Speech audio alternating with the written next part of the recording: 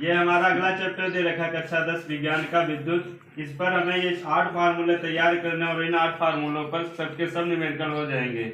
सबसे पहले आप लोगों को फार्मूले एक पेज पर लिख लेना, लिख करके तैयार कर लें। जैसे पहला फार्मूला दे रखा है क्यू बराबर एनी, तो क्यू बराबर हमें आवेश होता है, क्यू बराबर आवेश। दूसरा एन बराबर होता है हमें इलेक्ट्रॉनों की संख्या, इलेक्ट्रॉनों की संख्या। ई बराबर होता है इलेक्ट्रॉन पर आवेश, जिसमें ई का मान कांस्टेंट होता है। ई का मान होता है 1.6 × 10⁻−19 कूलम। ये मान हमें याद रखना है, जहां भी ई का मान नहीं देगा, ई की वैल्यू कांस्टेंट होती है, यहीं रखेंगे हम। और क्यू बराबर आवेश होता है, एन बराबर इलेक्ट्रॉनों की संख्या। दूसरा फार्मूला हमारा होता है क्यू बराबर आई टी, जहाँ क्यू बराबर इसमें भी आवेश होगा और आई बराबर इसमें धारा, आई बराबर धारा और टी बराबर समय, टी बराबर समय। ये हमें क्वेश्चन में देगा कि धारा इतनी और समय इतना लग रहा है। अब इन 3 वेरिएबल में से कोई भी 2 वैल्यू देगा और एक का मान हमसे पूछेगा, जो कि निकाल के दिखाना होगा। अगला क्वेश्चन दे रखा है श्रेणी क्रम में। जब प्रतिरोध श्रेणी क्रम में दे रखे होंगे तो हम फार्मूला लगाएंगे R बराबर R1 + R2 + R3। मतलब दिए गए प्रतिरोध को जोड़ देते हैं। श्रेणी क्रम में कब देगा?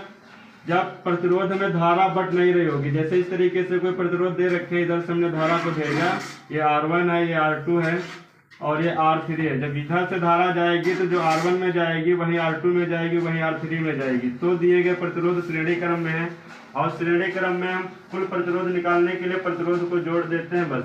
वही फार्मूला लिखा R बराबर R1 + R2 + R3। ये हमें याद कर लेना है। दूसरा फार्मूला दे रखा है समांतर क्रम, और समांतर क्रम को हम बट्टे में लिखते हैं। 1/R बराबर 1/R1 + 1/R2 + 1/R3, इस तरीके से चलता रहेगा। अब समांतर क्रम क्या होता है? जब प्रतिरोध में दी गई धारा बट जाएगी, जैसे इस तरीके से हमें अगला डायग्राम बता रहे हैं।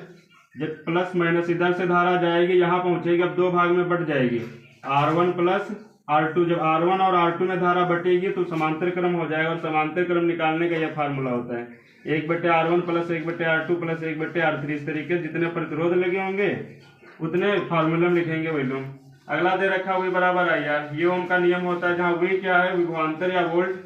V बराबर विभवांतर,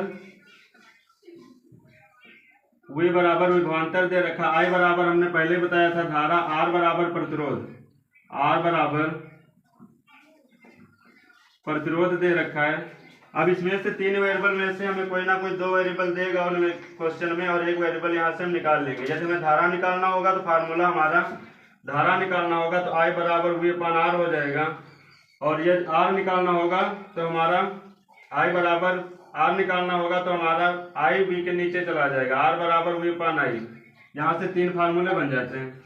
अगला फार्मूला हमारा दे रखा है P बराबर VI, जहाँ V विभवांतर है, वोल्ट, I धारा, P हमारी शक्ति है।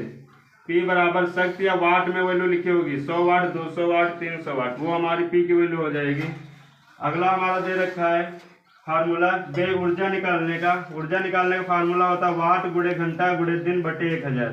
ये फार्मूला हमें याद कर लेना है, वाट × घंटा × दिन बटे 1000। एक फार्मूला हमारा अगला दे रखा है लास्ट उष्मा पर। उष्मा निकालने के लिए फार्मूला पूछता है V²T/R, V²T/R, या विभवांतर दे रखा, T समय दे रखा, R प्रतिरोध दे रखा है। कभी कभी V² की जगह पर धारा दे रखा होता है तो हमें हमारा यही फार्मूला I²T/R हो जाता है, जहाँ H हमारा क्या है? उष्मा, H बराबर उष्मा।